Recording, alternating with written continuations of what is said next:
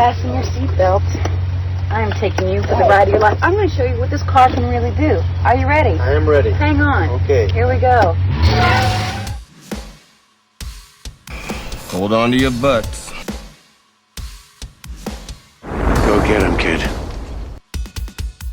It might be a tumor. It's not a tumor. Not a tumor at all.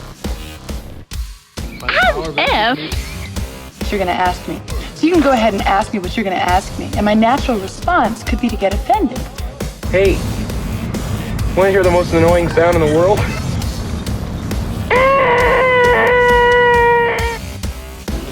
Yeah, well, you know, that's just like your opinion, man. All right. You're listening to the 30-something movie podcast. One movie each week, 30 years in the making. That's right. You're listening to the 30-something movie podcast. That almost came out a little bit more like a Lifestyles of the Rich and Famous than it did. Yeah, it did. A little Robin Leach action going on. There it was. The city's so nice they named it twice. See it one time, won't you? All right. Well, so clearly it's Gremlins 2. You're listening to the 30-something movie podcast. We're here for Gremlins 2. I don't know what you're here for, but we're here for Gremlins 2. It's episode number 280. We are 20 away. So at this point, I don't know that I quite realized this, that we are now so much closer to episode 300 than we were to 250. So yeah, it's kind of crazy when you look at it that way. Mm-hmm. Yeah. So I much like the Spartans, we're just going to charge right on into 300 here in not too long. But yeah, we're at episode number 280. It's Gremlins 2, the new batch. Very, very quickly, we spoil the movies we talk about, so just be forewarned. iTunes reviews. Please leave us a 5-star review. That's all they're allowing people to do anymore. That's totally not true, but we would appreciate it anyway. And visit our website, 30podcast.com, where you can find all the different ways to interact with the show, find old episodes, and so on and so forth. I have with me tonight Patrick and Bo. Gentlemen, how are you doing this evening? Wonderful today, John. How are you? Great. I'm doing just fine. We're here to talk movies. We are knee deep at this point in our Revenge of the Sequel month. We're starting off our 1990 movies, and yeah, I'm ready to go. But what we're going to do real quick, because we didn't have a chance to do this together, is we're going to kind of skip the news this time around, and we're going to talk a little Rise of Skywalker. Now, I got an entire podcast episode to just dump my thoughts all over the place on the movie. And so, I mean, I've already kind of shared. Did both of you have a chance to listen to that? Or? Yes. I have not. You have not. Okay. So I can give maybe a very quick summary of kind of my thoughts on the movie. And some people have been kind of surprised when I've said this, especially people who just know me as like the huge Star Wars guy. Here's my quick thoughts on the movie. It was fun to watch. It was very exciting. It is definitely not on the top end of my list of Star Wars movies. In fact, it is probably very low on the list for me in terms of Star Wars movies. I can kind of sum it up in a couple of different ways. I think I maybe said it this way in the podcast when I did it, is for me, this was a fun Star Wars movie. It was not necessarily a great way to end this trilogy, and it was an awful way to end the 9-movie saga. So that's kind of my take on it there. Related to the other way that I kind of related this to the other 2 movies in just this trilogy, I said, Force Awakens, when we started off with Force Awakens, that's the comfort food. That's like your mac and cheese. That's your warm and inviting mac and cheese. It's your comfort food. It's what you're used to. It's, maybe there's a little bit that's new to it, but it's just pretty comfortable. Last Jedi was trying a new foreign food for the first time. It's a little spicy. You don't know quite if you like it just yet, but it's a little spicy and it's kind of fun. It's kind of different. And then I kind of felt like Rise of Skywalker was like somebody just put a plate of cookies in front of me and I ate way too many cookies. And there's nothing wrong with a plate of cookies, but at the same time, it doesn't do much to really fill you up and keep you going throughout your day. You're going to crash because of all the sugar in a little bit. So those were kind of my ways of summing up how I felt about this particular Star Wars movie. It was not what I wanted it to be, and I've now watched it 2 times in the theater, and I've thought very much about it.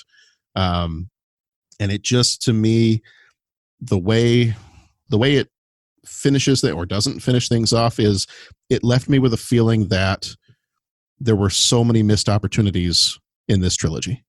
And I don't blame those missed opportunities on Force Awakens or The Last Jedi.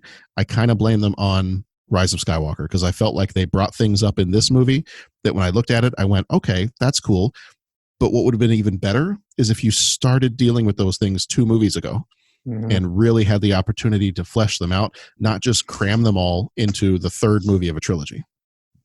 Which to me does not feel like the third movie of a trilogy. This felt like a part 1 or a part 2 of a trilogy. So I think that's where I had problems with the movie. I enjoyed it. You know, I didn't walk out of the movie theater going, I hate this movie. It's the stupidest movie I've ever seen. They totally ruined everything. Did not get that feeling at all. I still had fun with it. It was a wild ride, you know, both times I saw it. I did enjoy it more the second time. But yeah, I don't know. It just, it didn't, it was not the ending. You know, somebody asked me that. They're like, so it wasn't the ending to the Skywalker saga that you wanted to see? I said, no, because I saw the ending of the Skywalker saga I wanted to see in 1986 when I saw it in the theater for the first time, when they had a re-release of Return of the Jedi. And that movie ended the Skywalker saga. This one did not really feel like an ending at all. It felt like it was a setup for a bunch of TV series and spin-off movies. So that's my little rant. That was kind of my take on it. So now that I've had an entire episode and a 4-minute rant, how'd you guys feel about it? I loved it. I mean, and I'm going to say that it's kind of like when I do Sudoku. Okay. I don't do Sudoku. My in-laws, my wife, they love Sudoku, and I just don't see it. I look at the Sudoku board or game, and I'm just like, I'm not like, what? But then when I sit right next to my wife and I look over and watch her like solve the whole thing, it's like, oh, I saw that. Oh, I see that. Oh, that makes sense. Okay, I get it now. That's fine. And that's kind of how I felt with kind of what you were saying. Like all those things, like I didn't quite see it all, you know. And this is, and in no way am I, you know, challenging your position and all that. It's like, I guess I didn't quite process those things. Saw the movie. Now that you bring it up, like, yeah, okay, yeah, they could have tied that, but boy, that was a little loose, or wow, that was weird, or that kind of stuff. I just kind of got sucked into the fact that it was like 2 hours and 20 minutes of just lean, mean action, Star Wars action kind of stuff happening. Yeah, I thought the action sequences were crisp. I thought the humor worked for me. You know what they did with that. It was, you know, great seeing the Millennium Falcon and all the ships. You know, the intergalactic space battle, the lightsaber duels, I thought were pretty awesome. And seeing the Emperor back, he was just straight up creepy in this one, man. That was And so I really dug that. And you know, I'm trying to. I got to see it again. Is part of the issue. I like that they explain Poe a little bit more. Oh wait, spoilers. Well, do we do spoilers, or do I just keep it not spoilers? Nah, just go for it. Yeah, do okay. Spoilers. I think I like the fact that Poe was a smuggler. You know, they explain his backstory a little bit, and that's kind of like, oh, okay, so you know that makes a little bit more sense. Yeah, I just thought it was cool. So much like me doing Sudoku, I didn't see necessarily all the continuity and all those kinds of things that you brought up. Once you've brought them up, it's like, oh yeah, okay, that makes sense. Yeah, I see where you're coming from. With some of the things that you kind of ran up against and didn't enjoy so much, I was kind of taken in by the ride. I'll be honest with that when I saw it. I thought it was pretty cool.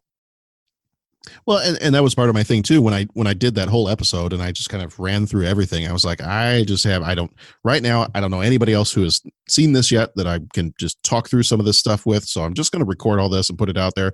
By no means at all. I mean, I know there's been a lot of junk in the, you know, Star Wars fandom over the last few years. And I, you know, just because my thoughts in this movie were not, it's pure heaven, I love every single moment about it, it can do no wrong, I was like, I'm going to put this out here, but I don't want anybody to think that just because I didn't love it 100% means that, oh, it's a horrible movie and how dare you like it. And I'm like, I hope that doesn't come across to anybody, because that's not the kind of Star Wars fan I am. And I think for all of us here on this podcast, that's not the kind of fans we are.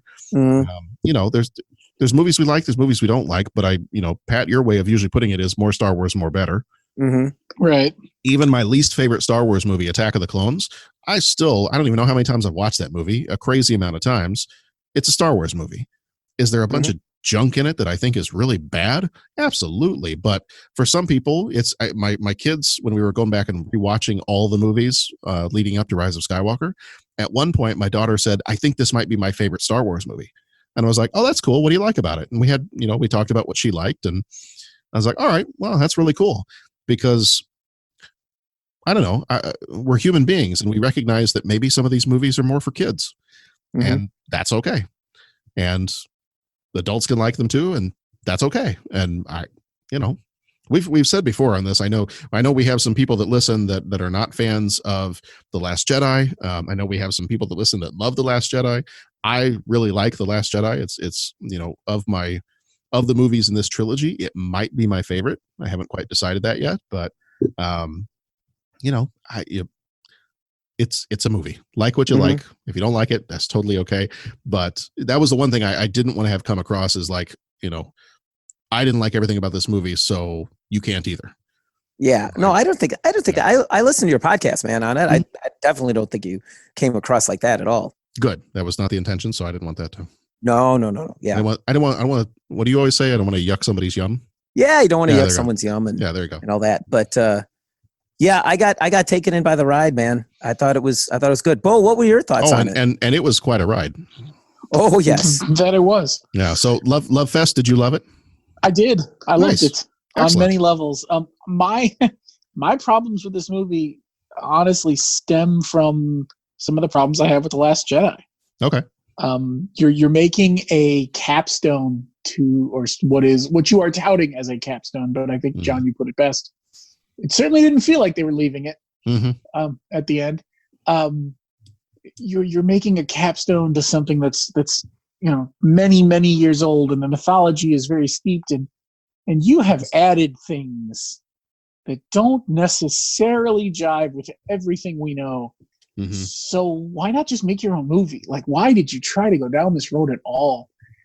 Some of the stuff that comes up in The Last Jedi, some of the Force abilities and things that exist now, just they stretch credulity even more. And I bump on them every time. And then in Rise of Skywalker, they took them further. And I did not dig it. Okay. I get you've got to do some of this stuff, and you've got to move things from place to place, and I don't know a better way to do what they did. I just wish they'd found a better story to tell, maybe, so they didn't have to do the hokey stuff they had to do to make it work. I think little things are my problem with this movie. The movie itself is fine. It's a good action Star Wars movie, and I enjoyed the heck out of it. I want to go see it again. But there are things that just... they tickle the back of your brain, and did they really need to kiss at the end there? It bugs the crap out of me, and I don't know why, but it just does. It didn't have to happen. There was no need for it. And I think that's the problem I have, is it's the going farther than you had to go. Just pump the brakes for 2 seconds. Well, and rethink that shot. Yeah, I agree with you. That was the one thing that I felt like, whoa, okay. And what got me about the kiss was, and maybe they didn't mean everything that I'm now about to say, but it was like, you're putting that in there. Why? What is that saying? If you have a strong, your main male character and your main female character, there has to be a sexual component to the relationship. I don't think in today's day and age, I think we're seeing more and more movies that show that no, you don't need to have that. All right. They could just be comrades in arms, or they could be, pseudo cousins or pseudo sibling relationship, or maybe it could be a grudging respect relationship. It doesn't need to have like a sexual attractive kind of component to it. And if And if you say that, oh, well, no, we do want to have this in there, well, then you need to build a romance. Mhm. You know, I mean, you need to build that up. Yeah, So- it can't be like Twilight where they just stare at each other with no words for 5 minutes, and all of a sudden they're in love and having babies. yeah. Well, I mean, you had Han and Leia. You go in the originals, you had Han and Leia, and even go back to the prequels, you had Anakin and Padme. As awkward as that one was, At but least Han and Leia, they built it a little. they did. Mhm. Well, and I felt that they built could- it so much more than this one. Anakin, and don't even get me started on that. By the way, sidebar, I did make the decision New Year's Eve. I went with Phantom Menace. I saw you went with Phantom Menace. Yeah. Okay. She loved it. Oh, nice. Of course. There In you go. fact, these words were spoken, and I shivered for a moment, and then I accepted it. If you'd shown me this one at the beginning, I would love Star Wars. There it is. Well, it's like my own child saying Attack of the Clones is her favorite. And and the funny thing is, I've already got her saying, "Oh, you're not going to have to wait till New Year's to show me the next one," There you go. which has Well, never been said. I mean, oh, I am blown away by what I am experiencing right now. Then mission So I will be accomplished. seeing Attack of the Clones very soon. There you go. There it is. I am now holding out hope that Hayden Christensen doesn't ruin this for her. Hey, man, sand, it gets everywhere. Yeah, everywhere. Oh, it does. That You was just- the end if- of that sidebar, but I thought you'd if- appreciate it. If he starts to ruin it for her, then you just need to show her some of the robot chicken Star Wars stuff. Exactly. Just go that route. Yep. I've thought about dropping in Blue Harvest from Family Guy just to see what sort of reaction I get. There you go. Mhm. There you go. I- You know, in fact, you can replace. Have you seen the robot chicken Star Wars stuff? Yes. Okay, Hmm. you could just Mhm. replace the entire dinner scene and the fireplace scene in Attack of the Clones with the Padme that ends up pole dancing. Yes. Yeah, you could just replace it with all that because that's a much better, much funnier scene. Yeah. Yeah. Yeah. Yeah. Yeah. So En- we'll see enough how said. Attack of the Clones goes, but yeah, I Yeah. thought you boys would appreciate that little bit of That's awesome. joy. Yeah, I was very happy that you Nice. enjoyed it. Don't get me wrong. Nice. Yeah, that whole thing with, I mean, because you had Star Wars and you had Empire, you had like a movie and a half where you built up, but it was there from the beginning. Like even when they first Well, right, met the each two of them other, were fighting. The two of them Mhm. were fighting over her for half of the first movie. but it Yeah. was and it was like fighting and bickering, but it was like fairly good natured fighting and bickering. Mhm. Like she was annoyed with him. In this trilogy, the first time she meets Wants him dead. right. Well, the first time she meets him, he kidnaps her. Like, he Right. knocks her unconscious. He fights with her. He knocks her unconscious. He kidnaps her, and then she kills the father figure that she just met. Right. And then he does everything to betray her, pretty much, in the next movie. And then all of a sudden, at the end of the third movie, they kiss. And Yeah. Yeah. What was that? that was to me that was just. And somebody on Twitter said, "Well, maybe it wasn't a romantic kiss. Maybe she was just saying thank you." Oh. And I was no, like, she was not. and I was like, I'd like to be thanked like that. Well, I know.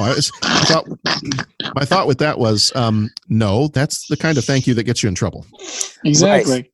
Right. So, this is 2019, 2020. That's not how you thank someone. So Yeah. I'm not sure that's a good argument to make for.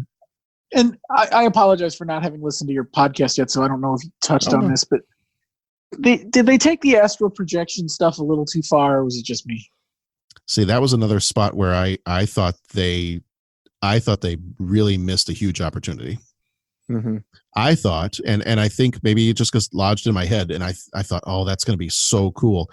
Some of the potential leaks that I had read about months ago said that when Rey and Kylo Ren were going to have their climactic lightsaber battle, that their connection in the Force that was started in The Last Jedi was going to lead them to like Force jump to different scenes throughout the Skywalker saga as they are having their battle, so that they would actually almost like astral project themselves onto Naboo or Dagobah or Geonosis or Endor, or like that would Okay, actually but see, happen during the, that actually could have worked I know. And instead so of the nonsense they did. I know. So I look at that and I go, oh man, that's, to me, this, I think I could sum up this movie by saying this movie, at least to me, my feeling towards this movie is it's the movie of missed opportunities. Well, yeah. Well, see, and unfortunately, I go back to I didn't really like the astral projection work in Last Jedi. Mm-hmm. I don't know if any of it was needed. So let me. That's just me. I mean, let me ask you. Let me ask you this then. Have you watched any of the animated series? Yes. Okay, so you've watched Clone Wars. Have you watched Rebels? Yeah. Okay. Yeah, I've watched mostly all of Clone Wars. I've watched some of Rebels. Okay.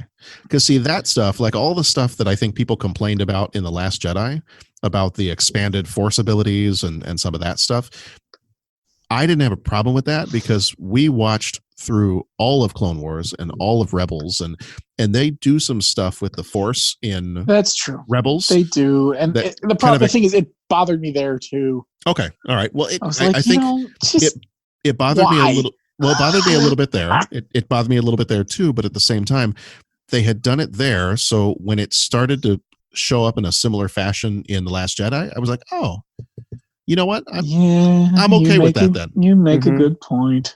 So it didn't bother me as much. Like that piece of Last Jedi didn't bother me. There are some things in Last Jedi that do bother me, but that piece didn't bother me. But I really had so much looked forward to the idea of them doing this climactic battle that was going to tie together all 9 movies with multiple locations. And well, that's what you get for reading so much stuff ahead of time. I know. Yeah. No, I completely get it. Believe me, I would have loved something like that. That sounds amazing. I am disappointed in myself that I didn't. Of all the options I went through in my head, Palpatine was not where I went with it. Mm-hmm. And then I think about it for a minute and I go, that's because it shouldn't have. They should have come up with a better option for her than that. Mm-hmm. I'm not sure what it is, but yeah, Palpatine had a secret son. Really? Mm-hmm. I don't know. I wanted more out of her, but I don't know what I wanted. You know? Mm-hmm. I hate to say I wanted more because I really can't tell you what I wanted out of it, but I wanted more. You know what that tells you though? Is that Palpatine is on like galactic Tinder. Wow, chicka bow wow. Swipe right. Well, and because then of course you want to get into this, like me being who I am. I'm like, okay, so that means he had a son about. You start to do the math, and it doesn't quite work out. Well, hey, some people are into wrinkly dudes. I'm just saying. Well, no. You know, of course, that on his Tinder profile, he did put a pre-Phantom Menace photo of himself. Mm-hmm. Of course he did. This obviously was not a more up-to-date photo. It was grainy and it was pre-Phantom Menace. Well, and then, unfortunately, then it calls into all these, it brings up so much more. You could have just left her be. Mm-hmm. She could have just been nobody, and that would have been fine. Mm-hmm. But now that you've made her somebody, you've now brought more questions. Like, okay, so now everyone wants to start talking about, so who was Anakin's father again? And you just don't want to go there. He's a tyrannical career politician who loves manipulating your midichlorians, long walks on the beach, and conquering far-out systems. Let's say hello to Palpatine. What it's funny is I feel like they did something exactly like that on like the Lego Star Wars or something, because that sounded eerily familiar. Or is that where you got it from? I have not watched the Lego Star Wars, so that's funny. It's funny stuff, by the way. The Yoda Chronicles are pretty good too. Oh yeah, that's good stuff. The droid stuff is funny. It's so good. God, now I'm just picturing the Palpatine on a dating show, and that's just. I know, it's so good. Someone needs to do it now. Like that's the thing. Now we need now, and I guess that's what they were doing. They were laying the groundwork for more story. But Bachelorette number 2. Roll it again. Sir, you do realize we do actually have 3 bachelorettes. No, always 2 there are.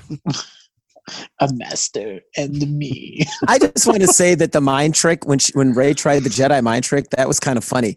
Like, you just let us, we're supposed to be here. I think they're supposed to be there. Actually, You're glad to see us. You're really glad to see us. Actually, you're glad we're here.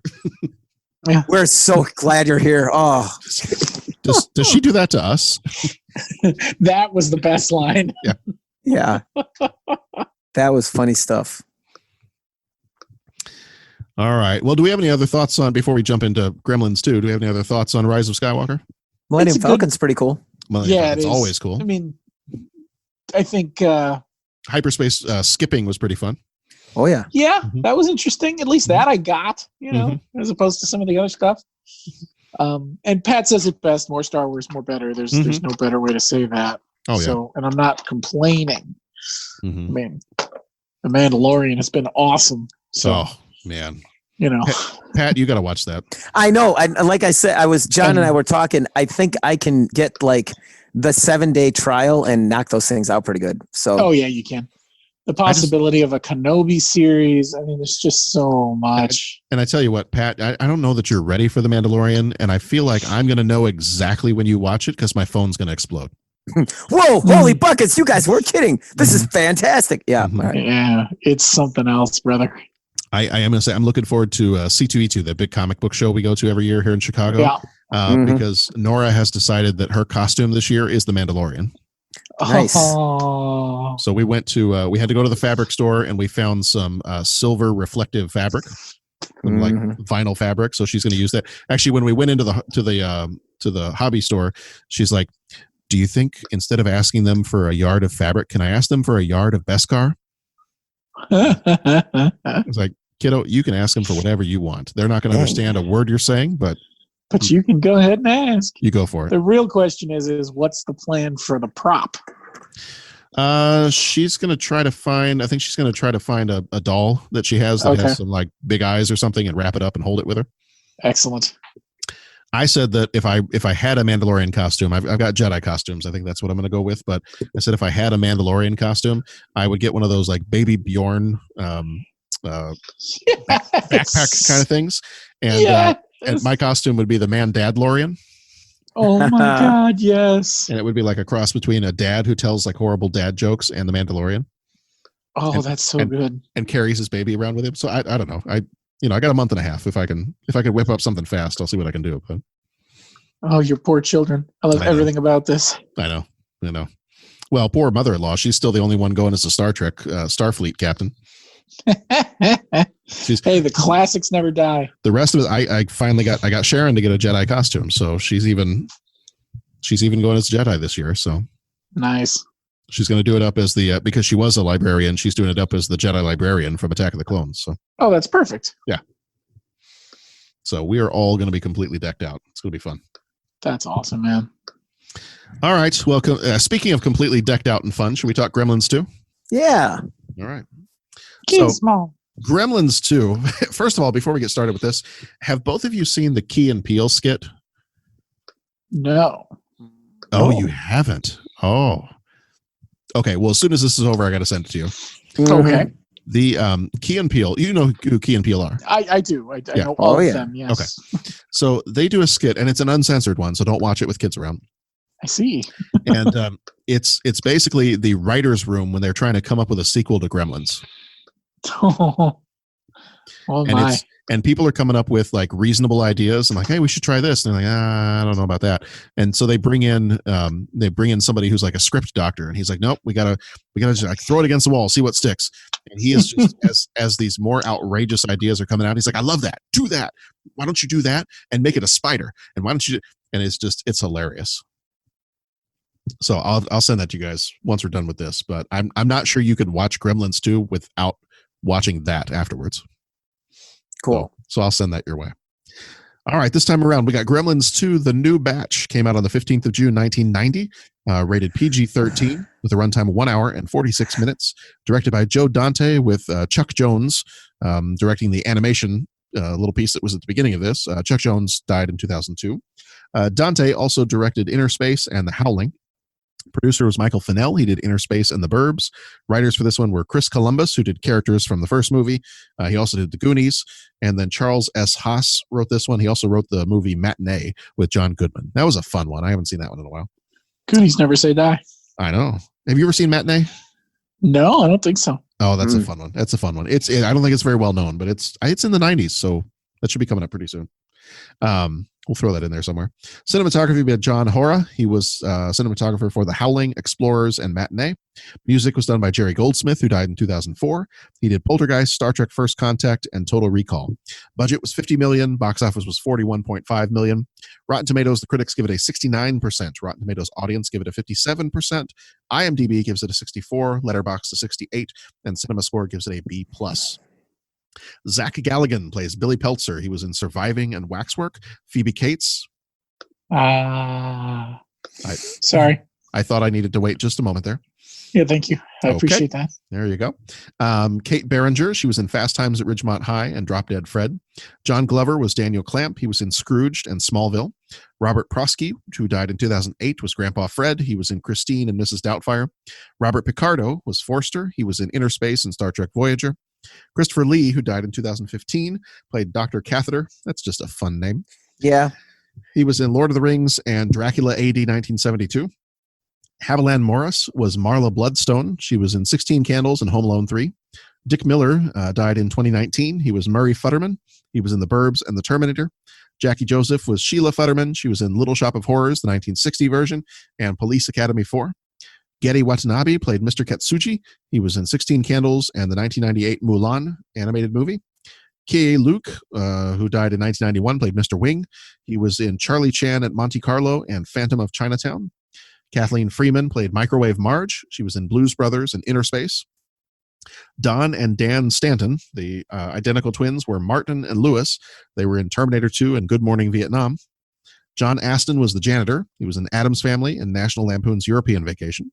Hulk Hogan played himself. He was in No Holds Barred and Suburban Commando. Howie Mandel was the voice of Gizmo. He was in Little Monsters and Bobby's World. And Tony Randall, who died in 2004, was the voice of the Brain Gremlin. He was in The Odd Couple and Pillow Talk. Here is the trailer audio, and we will be back in just a moment. Remember the last time we told you not to feed them after midnight? We told you to keep them away from the light. And the most important warning of all, we told you to never, ever get them wet. You didn't listen.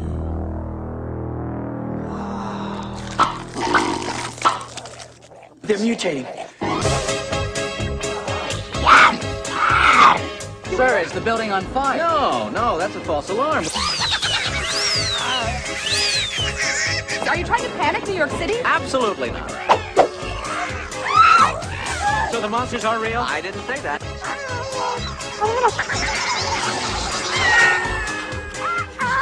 Gremlins 2. The new batch. Now, was that civilized? No, clearly not. Fun, but in no sense civilized.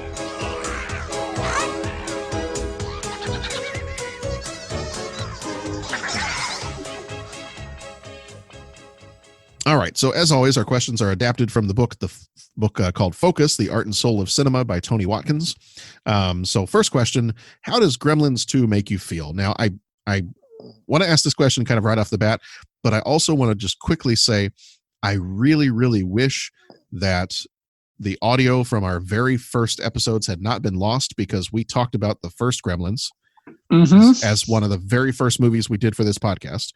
And unfortunately, the audio was just in such bad shape that we really couldn't even put it out there, because you probably couldn't understand much of what was going on. So, live and learn. But yeah, the first Gremlins was one of the first movies we ever talked about in this podcast, but you'll never know it because you won't hear it. So moving from the first Gremlins, which I think we all enjoyed for the most part, to this one, how does Gremlins 2 make you feel? I enjoyed it a lot. This is our Revenge of the Sequels month, so it's fitting that this is another movie for me that I actually enjoy more than the first one. Now, okay. I need to qualify that. I had a traumatic experience as a young boy with the original Gremlins movie, so I think it still triggers me. Did it have? But I enjoyed this one a lot. Did it have anything to do with Santa Claus? It didn't. Oh, okay. But right. Just general fright. Okay. Yeah, I like it a lot. It makes me smile when it's on. I enjoy the whole shtick of it. Works for me. What about you, Pat?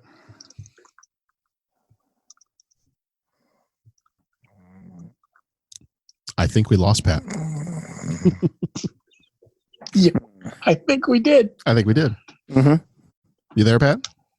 I'm coming in and out. I think I'm coming. Part of it, I'm having a tech problem with my computer. Oh. So part of it I'm hearing, and I am going to, to not delay things too badly. Can you hear me now? Okay. Yeah, we can hear you. Sounds good. Okay. Well, I will try to jump in and be there. If I start to lose it, I might just log out and try and log back in. Okay. Completely. So anyways, apologies for that. No worries. Or you fell asleep.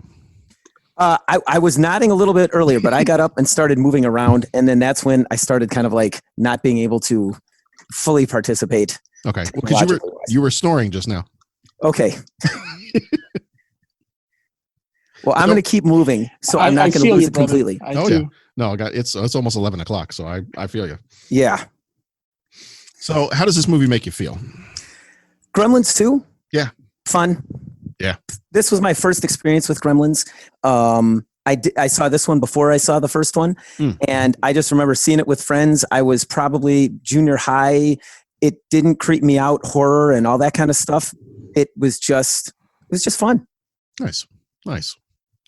That's probably it for me too. I really like the first Gremlins, and I saw the first Gremlins first. Really enjoyed that movie. Even as a kid, I don't think it creeped me out too much. Maybe a little bit with the Gremlins, but this one was hilarious to me as a kid. I loved everything about this movie. I had the Nintendo game. I think I might have had a lunchbox that was a Gremlins 2 lunchbox at one point. Mm-hmm. I really liked everything about this movie, and just the twist on having the genetically modified Gremlins. I think, and maybe somebody wants to criticize me for this. This might be the reason that I also like Alien 3. Because the idea of having genetically modified Gremlins that take on whatever form of whatever they drank, and the spider and the bat and the everything else. Then when it was like, oh, we're going to have Alien, but it's going to come out of a dog.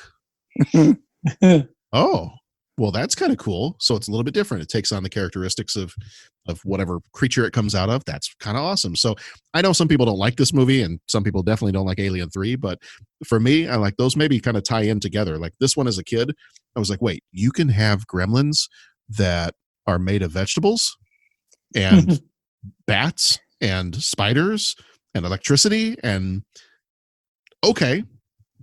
So no, for this one, me too. I think this one is it's a lot of fun. And I remember as a kid loving this. And I remember the movie trailers coming on, and just the voice of the brain gremlin.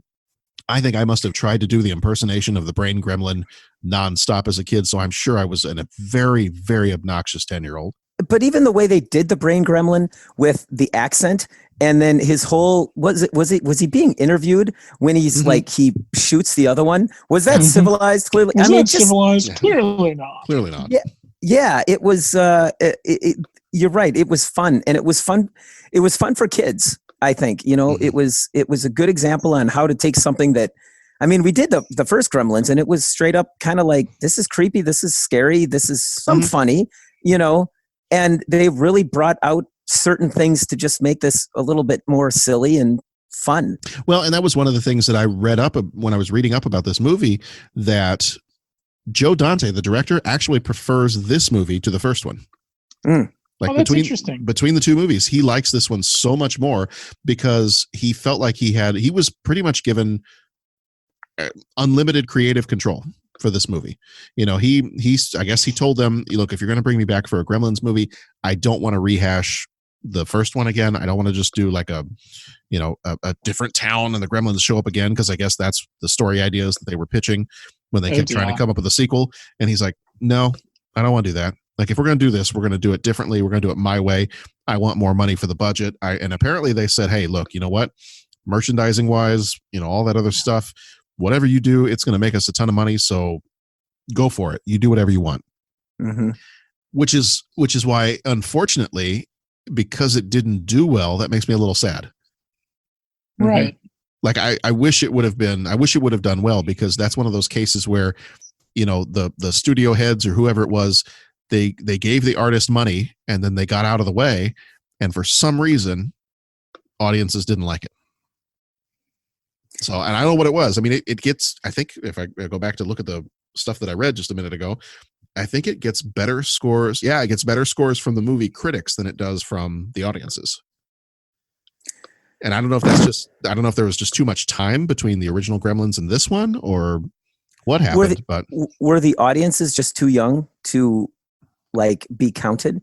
Like, like if the audiences were us and we were kids when this came out, I mean, I don't know, maybe if you were old enough, like, later high school, college age, maybe the humor just didn't fire on all cylinders with that age group, and if you like the first one, you were too old for this one by the time it came around. Yeah. And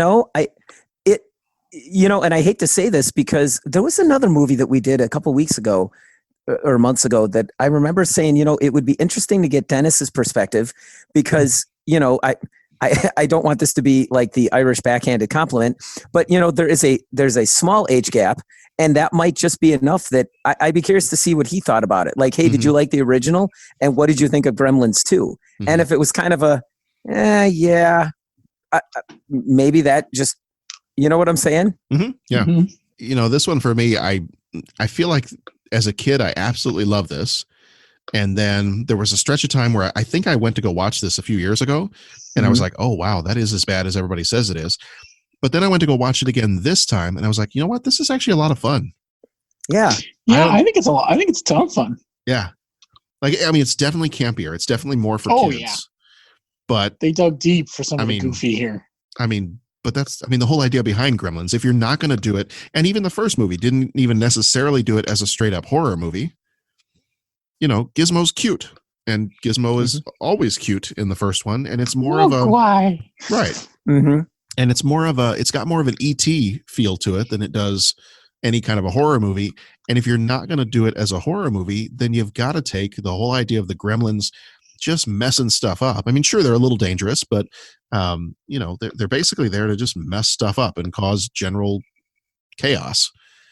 And if that's what you're going to do, then sure, make it goofy, make it weird, make it crazy. And, just all the different, I love the variety of the different gremlins we got with that genetics lab. Yeah. And then being able to become like the spider gremlin and the, all the other stuff. I will say the one thing about this movie is for it to come out in 1990, this prophesied the fact that smart homes and the Internet of Things really wants to kill us.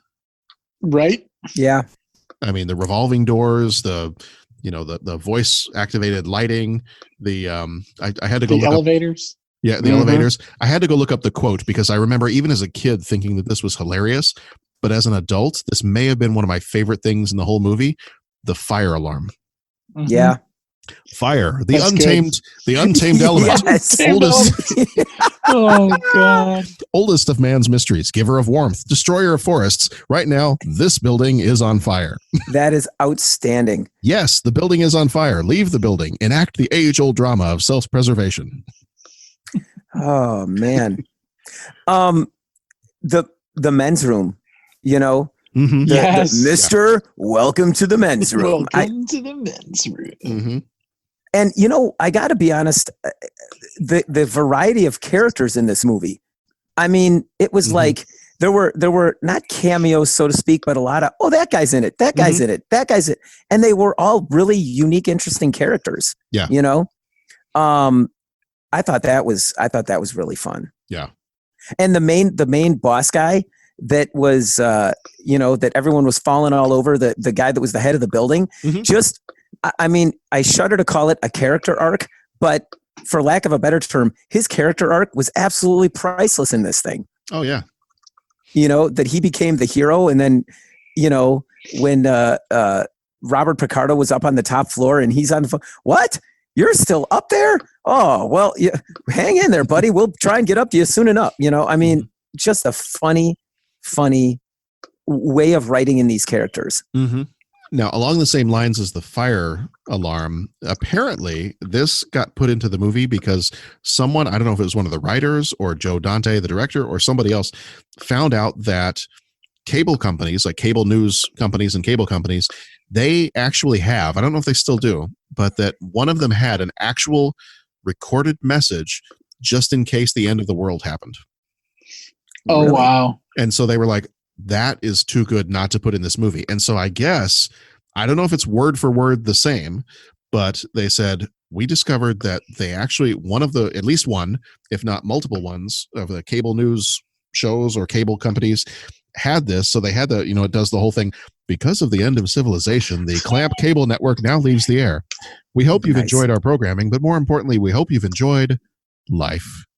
That's outstanding. And apparently they're like, Joe Dante was like, we have to include that. That is too good that this actually exists and that they have it on hand to just hit play and put this out over all their channels just in case the world comes to an end. It's awesome. And it's just, it's that kind of stuff. It's like the fact that you have enough freedom to be able to say, you know what, that's crazy, that's weird, that's goofy, put it in the movie. Yes. Right. The whole Gremlins escaping the movie thing was awesome.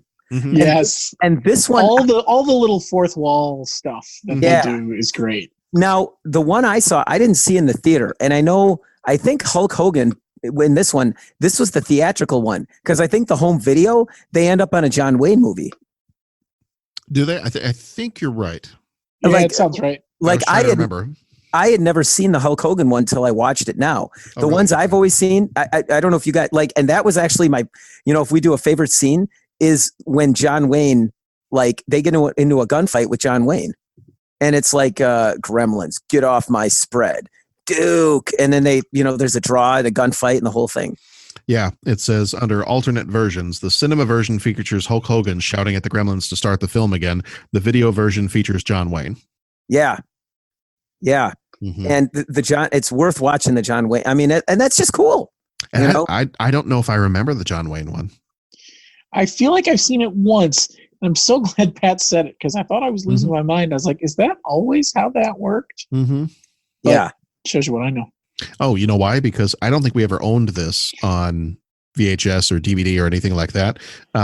It says there's a note here on IMDb that says if you watch this on cable and broadcast television, they show the theatrical version, not the video version. Oh, okay. So I think the only times I would have watched this would have been maybe VHS as a kid if we would have rented it once or twice, but probably if it showed up on TV would be when I would be watching it. So that's probably why I remember the Hulk Hogan one better. Mm-hmm. Acting performance. There's a lot of famous people in this movie. Who is your favorite out of all the different acting performances in this movie? Which one of these is your favorite? And I think I really like John Glover as Daniel Clamp, as the guy that's in charge. Yeah. But I gotta go Christopher Lee. I gotta go Dr. Catheter. Okay. Oh, rabies. I have rabies. I have rabies. I think we have some flu in the back. I like Robert Picardo. He goes through such an interesting it's such an interesting emotional roller coaster with him from the first scene. Mm-hmm. He's fun to watch, and he's just fun to watch in general. But yeah, unless we're starting to talk about Gizmo, because that's true. I'm a Gizmo guy. Mm-hmm. Pat, do you have a favorite? He's going to say Phoebe Cates. Well, why wouldn't you say Phoebe Cates? And we're going to agree with him, and whatever. That's probably true. I do love, for her part, I do love when she kind of goes back into telling another story, just like she did in the first one when she tells the story of the whole Santa Claus thing. And I was trying to see if I could find like the whole text of it somewhere, but she starts going into the story and he's just like, I don't know if now is really like a great time. That's a good time. It's just, just the fact that they can, so many of these different things, like they can joke with themselves about it. Like joking about the first movie, having Leonard Maltin in there get attacked. Oh God. Yeah. Just the whole, like I said, all the stuff they do to like break that fourth wall is just so fun. Mm-hmm. And they're just having a lot of fun. So do you have a favorite scene in the movie? So many good ones. When Gizmo becomes a badass. Mm-hmm. That's got to be it, you know. Because they pushed him too far. They pushed him too far. That's it right there for sure. I love that Rambo is his hero. Right. And he makes that. And I will admit, there have been times where if I'm, sitting in my office or something like that, and I'm waiting for something to load on a computer, I do every once in a while want to make a little bow and arrow out of the office supplies that I have. Oh, sure. I don't light it on fire, but at least not yet. But you think about it. I do think about it. I just, for the day that I get pushed too far, maybe I think about it. I think I gotta go. I remember as a kid, one of my favorite scenes in the whole thing was the when the bat gremlin gets outside, and then he gets shoved in the wet concrete, and then he flies up and turns into the gargoyle. Yeah, you're right. That was always good. I almost think anything with the bat gremlin was my favorite, because when he flies through the wall and it leaves the Batman symbol. Yeah, where you're going. Right. From that, all up until the point where he gets in the wet concrete and then up on the building and solidifies into the gargoyle, I think that entire segment is probably one of my favorite parts in the whole movie. Yeah, that is good stuff. You are not wrong. But also pretty much any scene with the brain gremlin too. I remember as a kid just loving that character. I can understand that. So real quick before we jump into our 3 questions, is there anything that does not work in this movie for us? I don't think so. It's pretty fantastic. I know. I've been racking my brain trying to figure out why a few years ago when I saw this again did I think it was bad. I mean, I guess if you really want to get, nitpicky, you could find things like, the whole smart building, falling apart concept is, a little much, but not really. Like, not to the point where you worry about it. Well, and I guess it would have been kind of novel then, because they didn't have smart stuff. Right. And maybe part of that is now like, okay, we probably wouldn't do the smart bathroom, Mm-hmm. But I think it just adds to the gag. I think it's just fun. Mm-hmm. Yeah, I was trying to think of like, what is it about this movie that if I had to pick something out, like what does not work in this movie? And I don't know. Only thing I can think of is the campiness. It is rather campy. There are times where it takes it a bit far. Yeah. It is rather campy. Yeah. I do love Microwave Marge. She just, yeah. And I was watching it the other day and on my phone while I was doing some stuff down in the basement, and one of the kids walks by and he goes, and John goes, "What's that?" And I said, "Oh, it's Gremlins 2." He's like, "Oh, are we going to watch it?" I said, "Well, I don't know that we have time to watch it right now together. And your sister doesn't really like Gremlins. So, we'll find a time to watch this some other time." And he goes, "Is that lady doing a cooking show?" And I said, "Yeah." And he's like, "Is she cooking or is she just drinking?" Yes. I said, "Yes." Yes, she is. Yes, she is. That's awesome.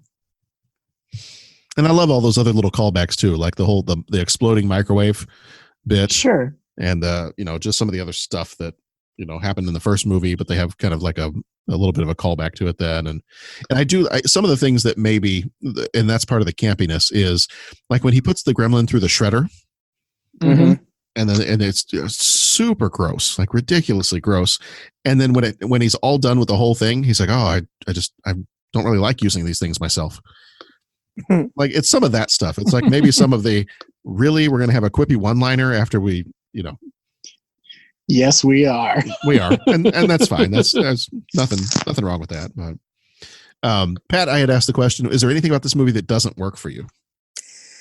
Doesn't work for me at my advanced age, or doesn't work for the 12-year-old Pat that saw it when it came out, And I think like anything that I might cringe at now, I can't, because it like activates that like reptilian, like 12, 13-year-old brain that saw this when it came out. You know what I'm saying? Yeah. So sort of like when I was watching UHF and I told Tam, I'm like, "Oh, you haven't seen UHF. You got to watch this with me."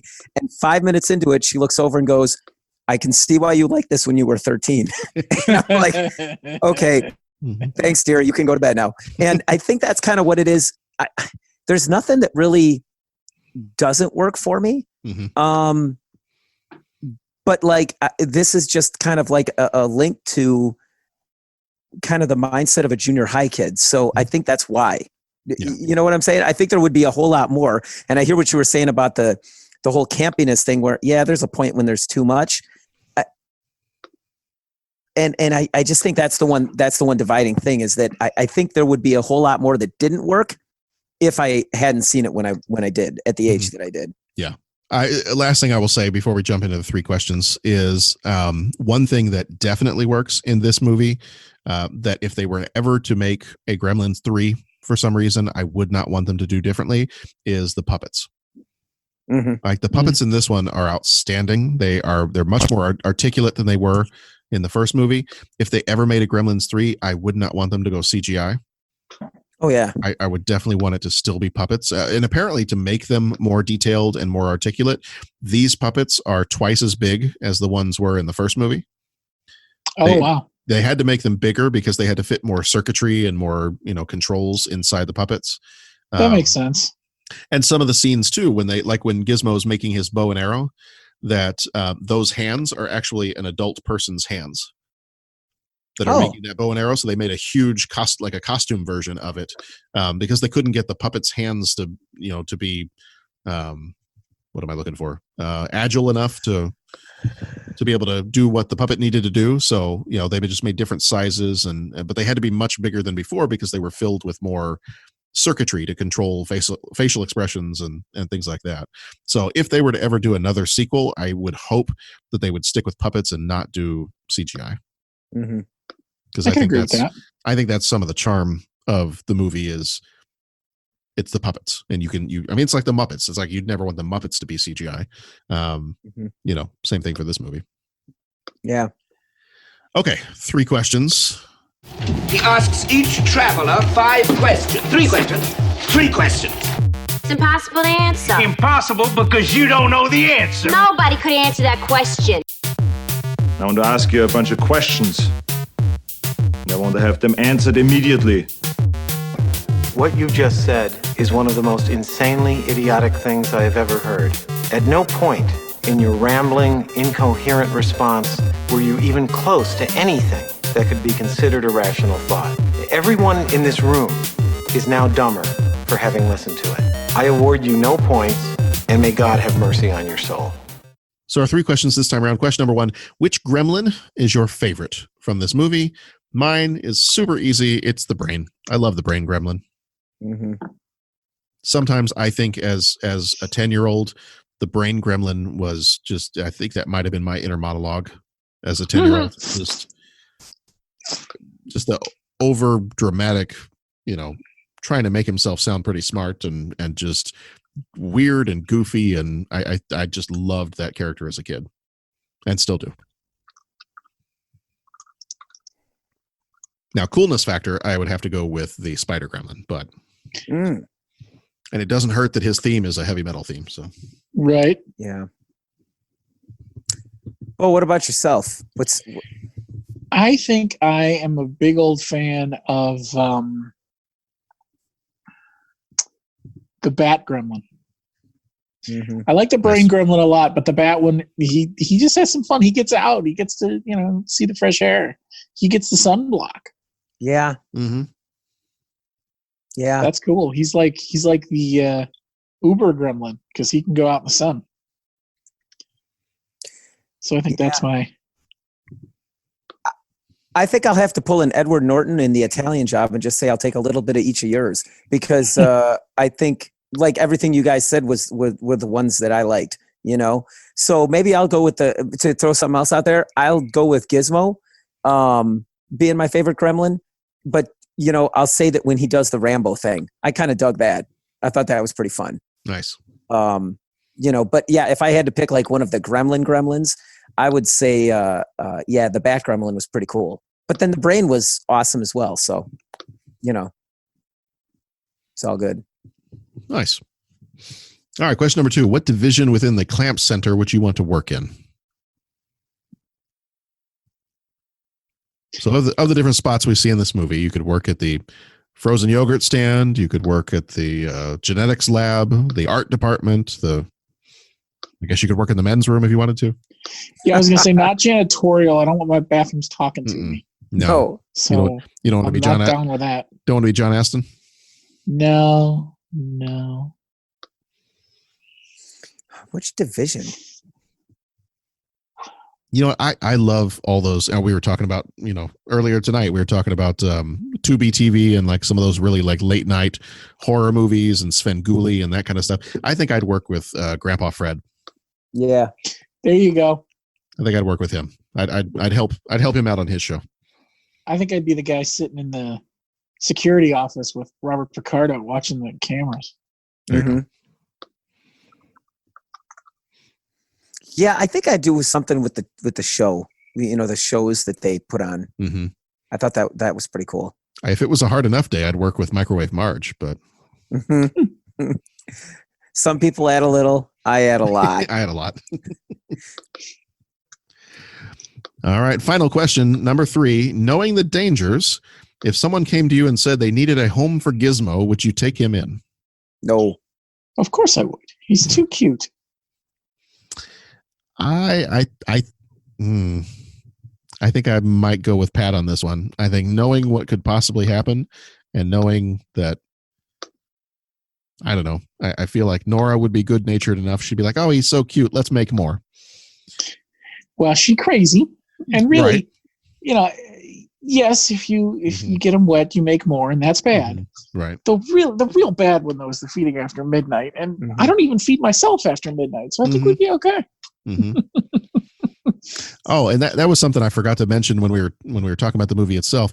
I love that scene where they're all questioning the rules.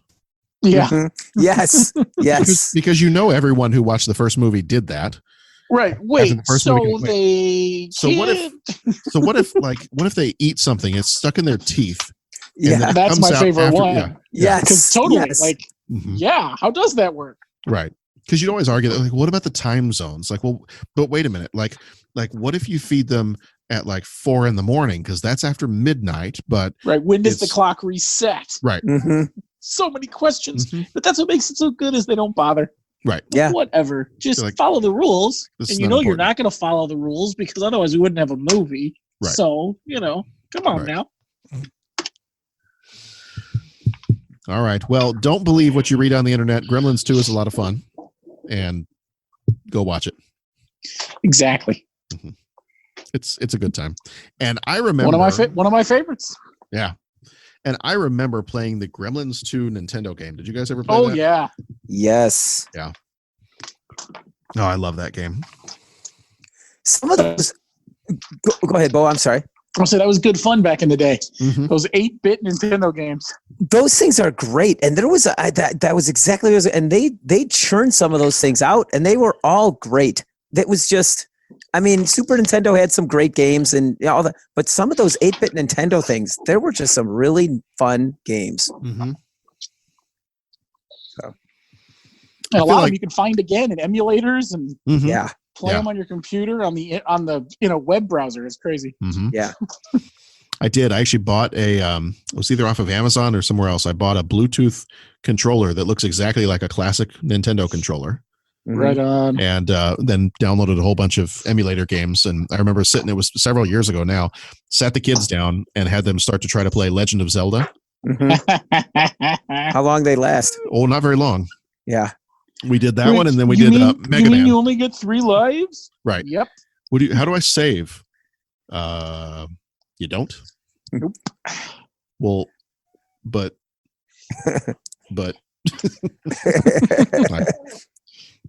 nope.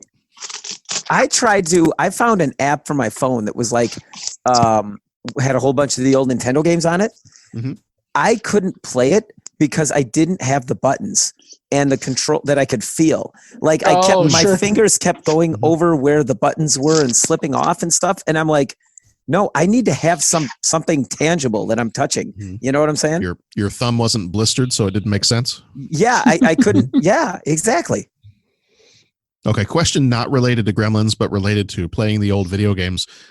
What did you guys do when eventually your fingers would get like blistered and they would hurt? And I'm curious to know what you guys did, if you did this at all, because what I remember doing was I would play and I would play and my fingers would almost like they'd get blistered or they'd hurt or they'd even start to bleed sometimes. And so I would go get tissue and I would tape tissue around my thumb. Oh, nice. And I'd keep playing. That is some dedication. That is it, man. That is it. I don't know that I had that level of dedication. Okay. Because I don't remember, at least consciously having to do that. Okay. I have to ask my brother. I just remember playing. He would remember something like that more than I would. But okay. I just remember playing nonstop sometimes, and just, after you're mashing that button so many times that eventually you just start to get blistered or sore on your thumb.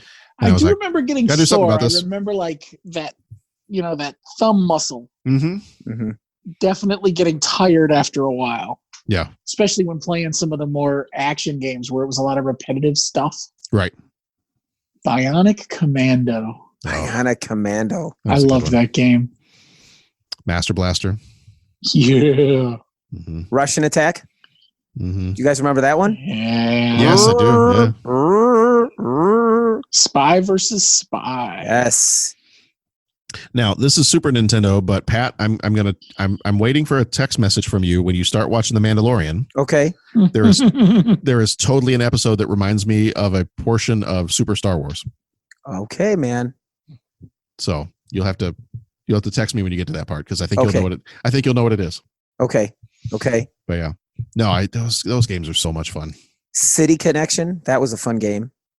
Did you guys ever play City Connection? I don't remember that one. Doesn't ring a bell, but that doesn't mean anything. Drive around in a car and try and like the roads that you would drive over would light up, and you tried to light up the whole. I don't know. It's fun. Nice. Oh. Elevator Action. What about Elevator Action? That rings a bell. Why does that ring a bell? Elevator Action is great. Yeah, I can't like place it in my head right now, but I totally. Yeah, the name rings a bell. Mike Tyson's Punch Out, of course. The Ninja Turtles arcade game. Yep. Which I'll tell you, the one on Nintendo was a heck of a lot harder than the one that was actually in the arcade. Yeah, it was. Skate or Die. Did you ever play that one? Yes. Yes. Yeah. Ninja Gaiden. Ninja Gaiden 2. Ninja Gaiden. I was Ninja Gaiden was my, what year was that? 89, 90. When did that come out? Whenever it was, that was my Halloween costume one year. Nice. It was Ninja Gaiden, I remember. Ryu Hayabusa. How about Double Dragon? Yeah. Double Dragon. That one, and then Double Dragon 2 was great. Yeah. This is going to be like that episode where we just started talking about toys. Yes. And then we just kind of got lost. And there's nothing wrong with that. I'm just commenting and saying. Yeah. No, speaking of toys, though, there were some great Gizmo toys. They had everything. They had everything, and because the movie took place in like an office building, there was always like office themed stuff. Like they had pencil sharpeners and all that kind of crazy stuff. Yeah. They did a few years ago. They actually came out with the NECA toys, the ones that do like the really detailed kind of replicas of toys. They're a little bit more articulation and detail and everything else. They did a whole series of Gremlins and Gremlin 2 toys a little while ago. Oh, wow. And like part of me was like, you know what? I like Gremlins, but if I was a bigger Gremlins fan, I would buy all of these. Because they had like was it Spike? Did he go by the name Spike? I don't remember if he did or not. But, do you mean Stripe? But in this movie, the one that became the spider. Oh yeah. Did he go by Spike? Because Stripe was Gremlins 1. Yeah. Yeah. But yeah, they had like a whole series of them. I think they had the Brain Gremlin. They had a toy of him. I think they might have had the spider one. I'd have to check and see, but yeah. But yeah, I think as a kid, I probably had like a Gremlins lunchbox at some point. Oh, I'm sure we all did. Yeah.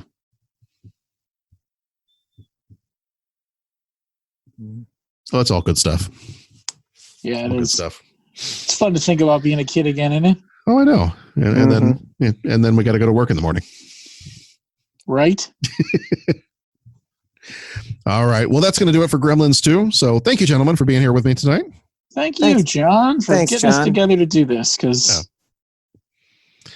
well, and as I started looking ahead, I'm like, oh man, it could just almost kind of what Pat said last time when he's like, 2020 is great, but I'm already looking ahead to 2021.